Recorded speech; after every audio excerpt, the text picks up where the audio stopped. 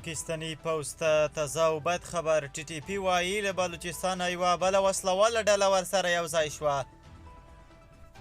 سلام، ستړي مه شئ. د نن پلس چینل لیدونکو وخت مو بخیر. په موکړی تازه خو ډېر زیات مهم خبر ته.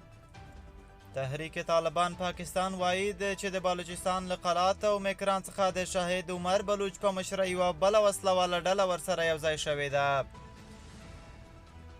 په دې وروستیو کې له ټي ټي پي سره د نورو وړو ډلو د یو ځای کېدو لړۍ چټکه شوې ده. افغانستان انټرنیشنل پښتو ته د ټي ټي پي له لوري په لیږل شوې خبرپاڼه کې راغلي چې د بلوچستان له قلات او میکران څخه د شهید عمر بلوچ په مشرۍ یوه وسله ډله ورسره یو ځای شوې او د دغې ډلې د مشر تحریک طالبان پاکستان له مشر ابو منصور عصیم یعنې نورولي مسعود سره بیعت کړی.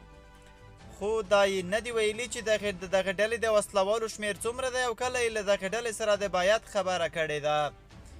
تر دې وړاندې هم ټي ټي پي په بلوچستان او وزیرستان کې له دوی سره د ځینو وسلوالو ډلو د یو ځای کېدو خبره کړې وه. ټي ټي پي په خپره شوې خبرپاڼه کې ویلي چې دغې بلوڅې ډلې ژمنه ورسره کړې چې د ټي ټي پي وسلوالو شرعي قوانین او تګلارې به مني.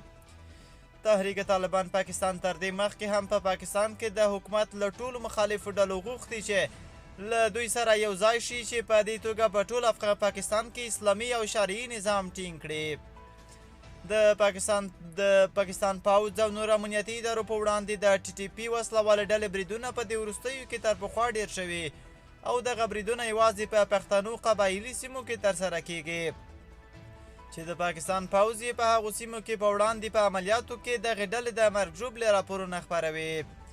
ظاهرا دواړه لوري یو بل ته د مرګ ژوبلې د اوښتو په اړه دعوې کوي چې خو پر دوی نیوکې دي چې دغه جګړې تر وړاندې پلان شوي دي او هدف یې په پښتنو سیمو د تاوتریخوالي زیاتېدل او هلته د پوځ راز چلول دی چې د پښتنو سیمو زیرمې یې تل تر واک لاندې وي.